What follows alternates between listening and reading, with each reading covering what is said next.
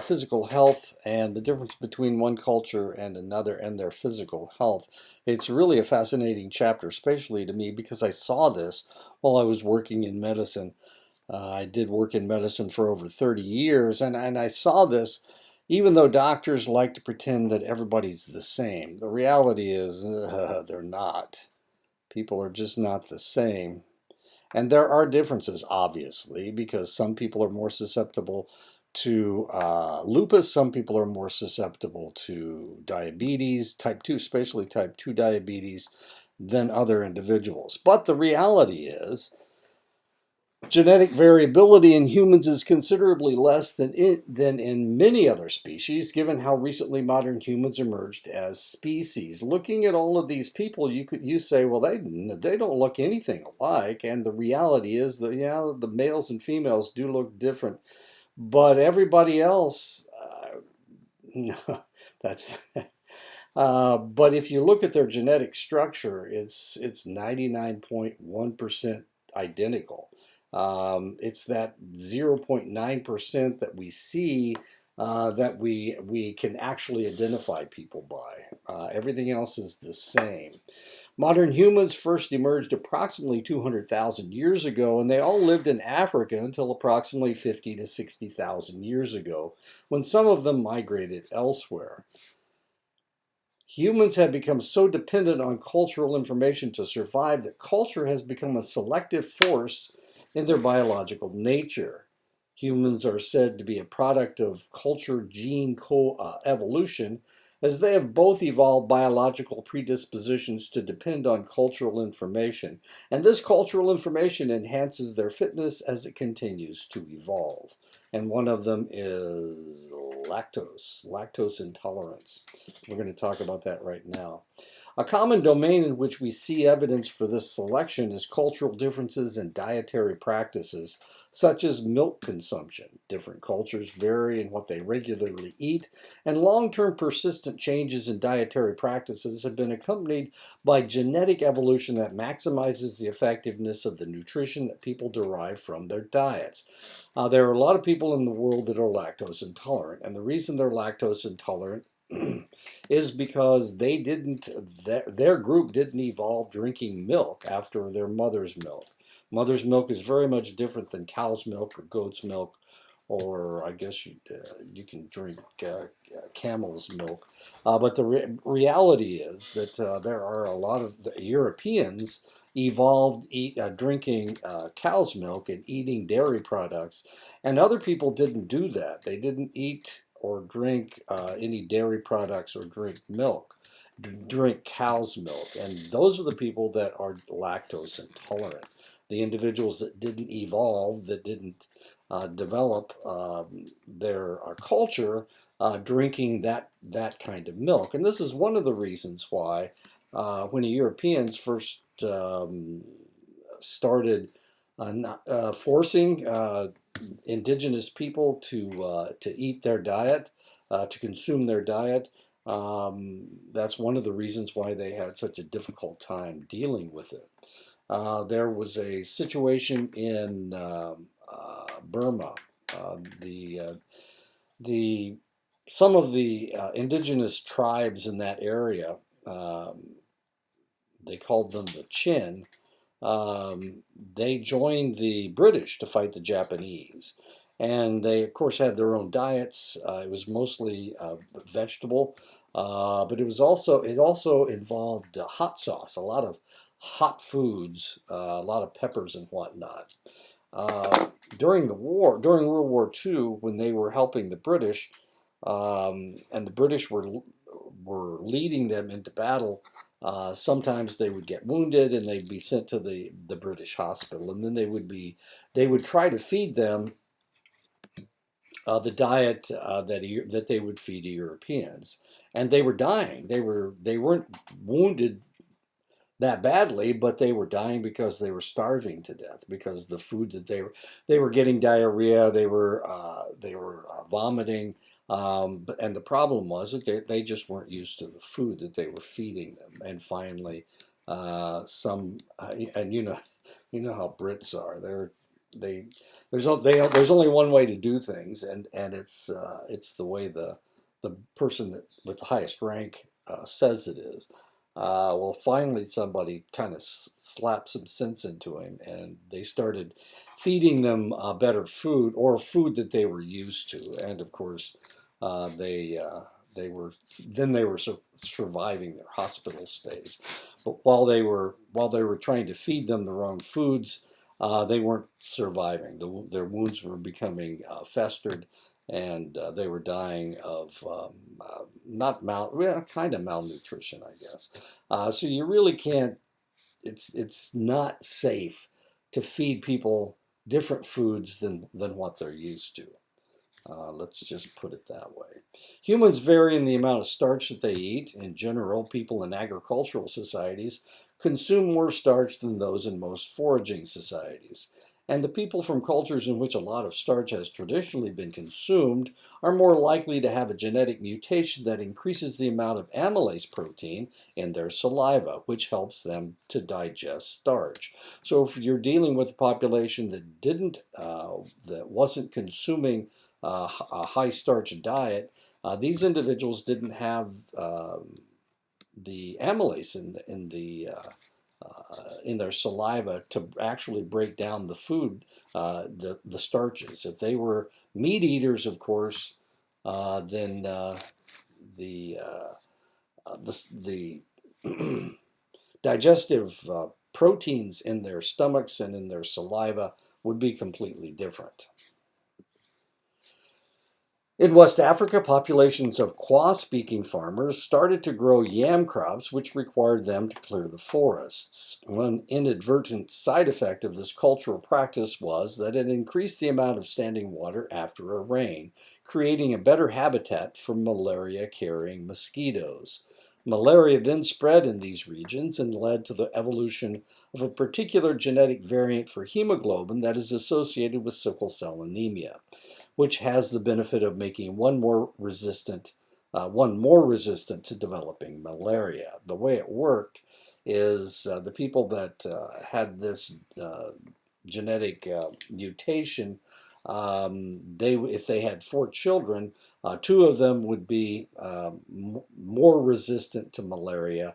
One would be not resistant to malaria at all, and one would have sickle cell anemia. And the individuals that had no malaria resistance at all would die from malaria, and the individual that had sickle cell anemia would die from the sickle cell anemia. But the other two survived, and that's the way genes work. Researchers around the world have attempted to identify different genetic variables that might lead to social sensitivity. 5-HTTLPR, A118G, and MAOA are alleles that have been found in Asian samples but not in European samples. Could they have something to do with social sensitivity? And of course, in Asian cultures that are much more crowded than European cities, they're much more crowded. Collectivism is something that is very much desired in the Asian countries. So is it possible that they have an allele, they have a genetic structure that allows them to be more sensitive to social situations? A genetic variant that is associated with increased emotional support seeking in times of distress for European Americans is associated with decreased emotional support seeking among Koreans, a difference between European Americans and Koreans. And of course, I'm showing you African Americans instead of the European Americans. I'm not exactly sure why I did that. A variant that is associated with increased attention to foreground objects among European Americans shows the opposite effect among Koreans. A variant that leads to better responses to antidepressants among Caucasians leads to worse responses among Koreans and Japanese, i.e., the SSRIs do not work nearly as well for the people that are of Japanese or Korean ancestry. A variant associated with decreased emotion suppression among European Americans predicted increased emotional expression among Koreans. Studies that included a sample of Korean Americans who are genetically more similar to Koreans, but culturally more similar to European Americans, showed a pattern of results that were more similar to those of European Americans, demonstrating that cultural experiences can actually shape how genes are expressed in the body. And of course, we have talked about this, about gene expression um, over the years. Dutch men average 6'1", 3 inches taller than the average American man, who stands at just under 5'10". In 1865, American men averaged 5'8", which was 3 inches taller than the average Dutch man at that time. Now you may ask yourself, what's the difference between the Dutch and the Americans, and why are they so much taller than we are in the United States?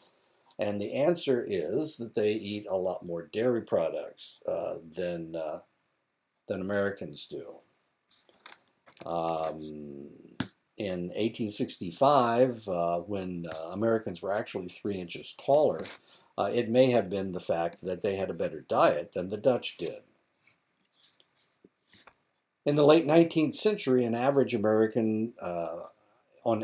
Americans were among the tallest in the world, reflecting their relative advantage in income. Their gross national per capita was third highest in the world.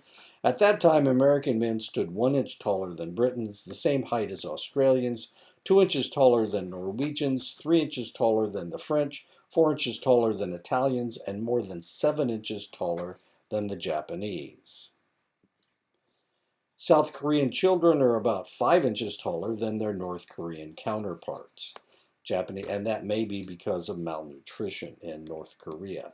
Japanese immigrants to California in the 1950s were about 5 inches taller than their compatriots in Japan. These are people of the same genetic structure. Dairy consumption in particular has been linked to height, and of course, what does dairy have in it that may lead to an increase in height? It's the calcium in the dairy products. Japanese and Korean adults report sleeping about an hour less per day than French adults do. Moreover, these cultural differences are not just evident among adults. A systematic study of infants and toddlers in 17 countries around the world found that Japanese infants sleep about 1.5 hours less than North American infants. Infants from Asian countries were found to sleep much less than infants from Western countries. Dutch infants were found to sleep about 1.3 hours more than American infants. People in countries at the extreme of the sleep spectrum, the Japanese and the Netherlands, have a pronounced difference in the amount that they sleep. And of course, the Japanese tend to sleep on subways. And there they are again, sleeping on subways. Japanese, European Canadians, and Asian Canadians were provided biometric measurements to measure their sleep. Japanese participants slept about 1.2 hours less than the two Canadian samples, the Japanese Canadians and the European Canadians. Asian Canadians slept similarly to European Canadians, showing that it is cultural. Canadians sleep more than the Japanese do, no matter whether they have Japanese ancestry or not. Japanese participants indicated that their ideal amount of sleep was about an hour less than that reported by Canadians. The Canadians described themselves as feeling more tired during the day, even though they were sleeping more than the Japanese. Until recently, socioeconomic status was invisible to health researchers. Research in 1984 of English civil servants were divided into 4 class categories. The researchers found that compared with top administrators, members of the executive class were 60% more likely to die over a 10-year period, the clerical staff 120% more likely to die, and the unskilled laborers were 170% more likely to die. And civil servants, we're talking about policemen, firemen, people that work for the government. Despite the fact that these are very large differences, they have been replicated in many industrialized countries. It is actually larger than smokers and non-smokers, the job that you have. So if you are an administrator, you'll live a long time. But if you are if you're just a member of the executive class, you'll die sooner. If you're a member of the clerical staff, you'll die even sooner still. And if you're just a common laborer, you'll die sooner than anybody else in the civil service. The same thing was observed in Denmark. We're talking about England here, but we saw this same thing in Denmark, in Norway, in Finland, in France, in Japan, in New Zealand, and in New Zealand. Now, the reason I'm showing you policemen is because they are civil servants. And I'm not sure where they fit. There's the Brits. That's what their policemen look like. That's what the Danish policemen look like, or Danish policemen, Norwegian policemen, Finnish policemen, French policemen, Japanese policemen, and Kiwi policemen. In the United States, almost every increase in income reduces mortality rates, and these differences emerge even among those incomes at the highest levels. And there you go. Death rates as income falls.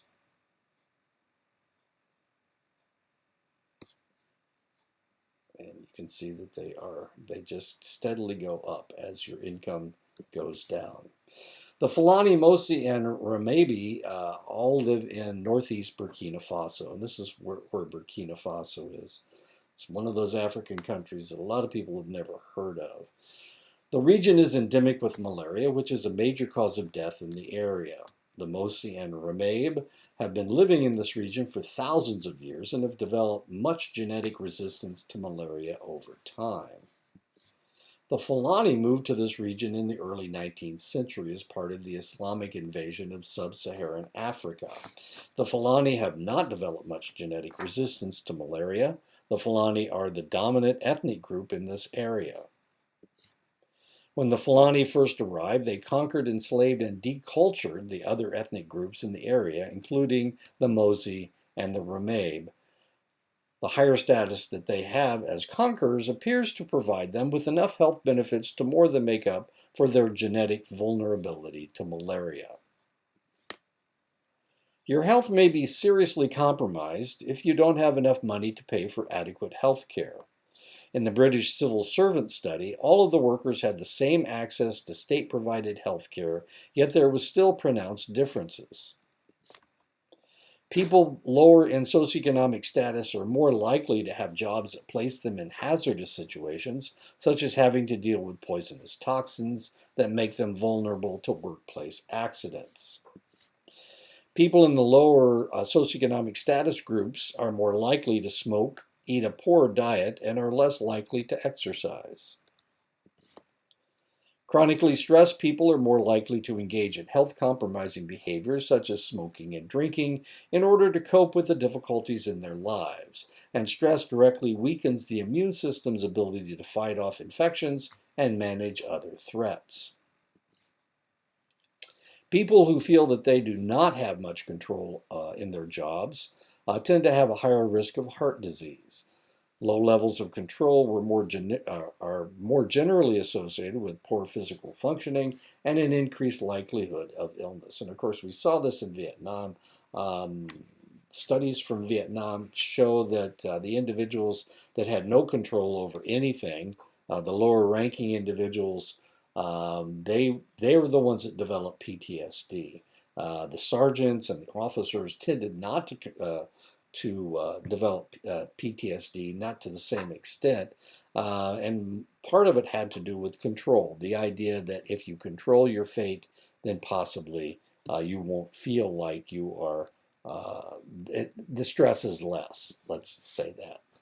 One study by Lockman and Weaver in 1998 found that although lower socioeconomic status people have worse health outcomes, those with lower socioeconomic status who felt that they had much control in their lives had levels of health and well-being that were comparable with those in higher income groups. And that's one of the aspects that you need to engender. The more control you have over your life, the less likely that you will have a negative outcome as far as your health is concerned.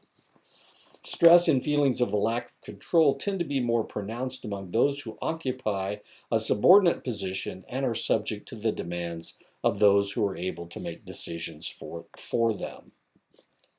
This is not just true of humans. Research with various primates has revealed that those individuals who are subordinate in a hierarchy experience greater stress hormone levels when the society is ruled by intimidation.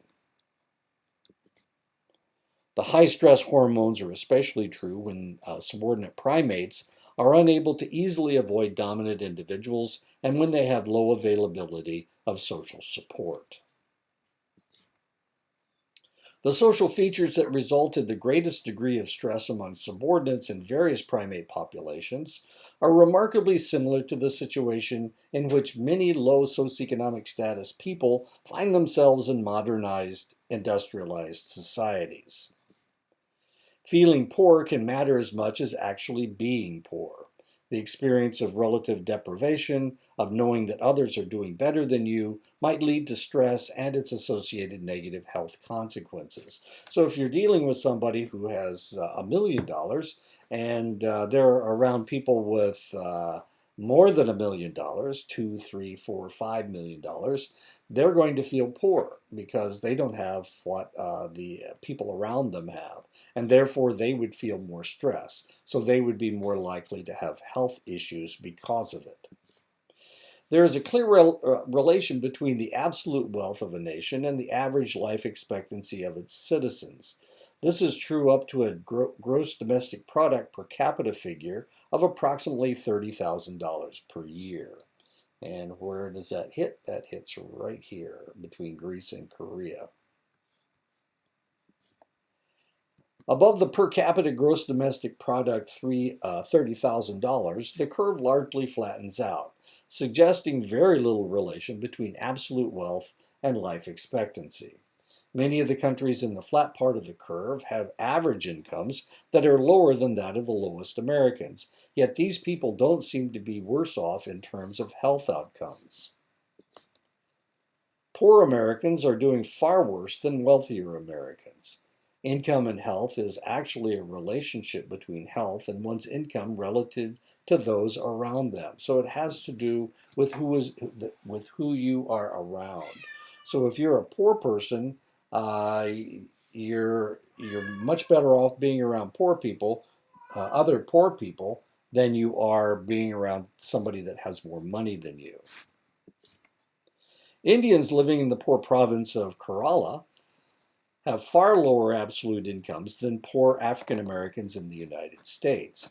However, people in Kerala outlive African Americans by a substantial degree.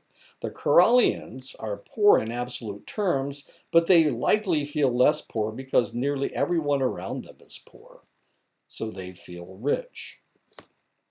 Poor Americans often earn an income that is not that poor by international standards. However, they are poor compared to their fellow Americans, and their health suffers accordingly.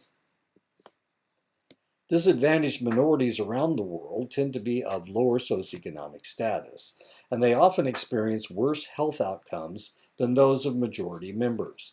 In particular, African Americans in the United States suffer from relatively worse health outcomes.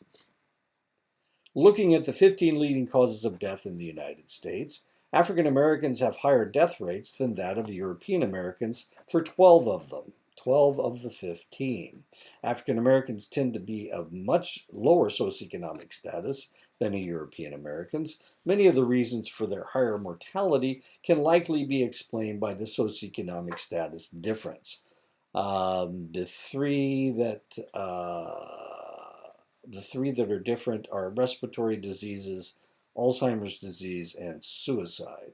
Suicide is higher among European Americans, as is Alzheimer's disease and respiratory disease. Those are the three that are different. Infant mortality rates among African Americans are about double that of European Americans, and these differences are also hold for those African Americans who are highly educated. As weird as that may seem, it really doesn't have anything to do with money as it does their status. Hypertension is especially high among African American men, and unlike other health outcomes, hypertension rates are slightly higher for African American men with college degrees than they are for African American men with less education. The opposite holds true for African American women and for European American men and women. It is only African American men who have, with college degrees, who have more hypertension, higher hypertension rates. Compared to European Americans, Latinos tend to have lower mortality rates for 10 of the 15 leading causes of death. This ethnic difference is all the more puzzling because Latinos tend to be of lower socioeconomic status than European Americans, and hence should be expected to suffer worse health outcomes. This is known as an epidemiological paradox. The epidemiological paradox does not apply equally to all groups of Latinos. Puerto Ricans do not show some of the same unexplained health benefits as Mexicans or Mexican Americans, and there is no explanation as to why. Latinos tend to be less likely to drink and smoke than non-Latinos, although they also tend to exercise less. The longer they have lived in the United States, the more likely they are to engage in unhealthy behaviors as they come to drink more, smoke more, and are more likely to become obese. Some cultural factors are more pronounced among Latinos, such as the high value placed on childbearing and a good deal of emotional support provided by the community seem to provide an important health buffer. Latinos derive health benefits from cultural scripts such as Simpatica and their unusually high levels of positive effect. That's actually Italian and not Spanish. In traditional non-Western societies, beliefs in the supernatural causes of illnesses are widespread. These range from theories that aggressive spirits such as ghosts cause disease, which is the most widespread theory of disease, to accounts of witchcraft, sorcery, mystical retributions, and sinful violations of taboos. Among the Azande of West Africa, the primary cause of illness is attributed to witchcraft. Some Azande are believed to be witches, and the source of their witchcraft is believed to be a small organ in their bodies which can be inherited from their parents. The Zande witches do not perform any rites or use any potions or cast any spells. Rather, witches conduct their witchcraft entirely through their minds, their eyes. So look at her eyes. Look at her eyes. They are Zandes. When a Zande develops a slowly progressing illness, it is believed to be the result of a witch who is consuming the soul of its victim's organs a little bit at a time. When a Zande develops a sudden acute illness, it is believed to be the result of a sorcerer casting a spell on them. In traditional Chinese medicine, a healthy body is one in which the dialectical forces of yin and yang are in balance. Any imbalance are believed to be ultimately will ultimately lead to illness. A person who has liver fire will have symptoms such as headaches, flushed face, and anger, and this illness is believed to be caused by having too much yang and not enough yin. Such an imbalance can be corrected by acupuncture, herbal remedies, exercise, diet, and lifestyle. Western doctors often disagree with one another. There are rather striking differences between medical practices of French and American doctors. French believe in a concept of terrain or balance. This emphasis on balance shifts drug consumption away from antibiotics and toward various tonics and vitamins that are believed to strengthen the immune system. Long rests and spa visits are also viewed as an important part of the lifestyle that rejuvenates the terrain. Hospital stays are relatively long in France, about double the length in the United States, for the same procedures, to provide ample time for recuperation. French hospitals are notorious for employing clowns to raise the spirits of their patients. This is an ancient practice dating back to the ancient Greeks. French clowns are especially common in pediatric wings, and that's what we're seeing here and here. When Europeans first came to the Americas, the natives often commented on how badly they smelled. This is because the common medical practice in the 17th century in France stated that bodily secretions offered a layer of protection, so it was considered unhealthy to bathe frequently. In 1976 article in Le Monde stated that the French hospital patient had the right to a monthly bath and to weekly foot washings. French dermatologists recommend that people, even those with oily hair, not wash their hair more than once a week because doing so causes a greater amount of oil to be secreted. The metaphor used in the United States by doctors is that the body is like a machine that needs to be tended to regularly to ensure that it is running well. When there are problems with the body, it is often treated in ways that you might expect to see a machine repaired. And there you go. My wife has 2 artificial hips. U.S. medicine is known as the most aggressive in the world. Surgical procedures are used far more in the United States than in other countries, where malfunctioning parts are removed, replaced, and or physically altered. U.S. doctors are more likely than European doctors to use surgery rather than drugs, but when drugs are prescribed in the United States, they are prescribed at higher dosages than any other country. It is rare in the United States for a doctor to prescribe rest and relaxation as a curative agent. U.S. doctors tend to search for an external cause of illness, such as bacteria and viruses. U.S. doctors prescribe more antibiotics than doctors from elsewhere, and Americans tend to have a greater concern for cleanliness and attempt to avoid contact with germs. And that is the end of the chapter. Next week we'll tackle chapter 14, which is the last chapter. So talk to you next week.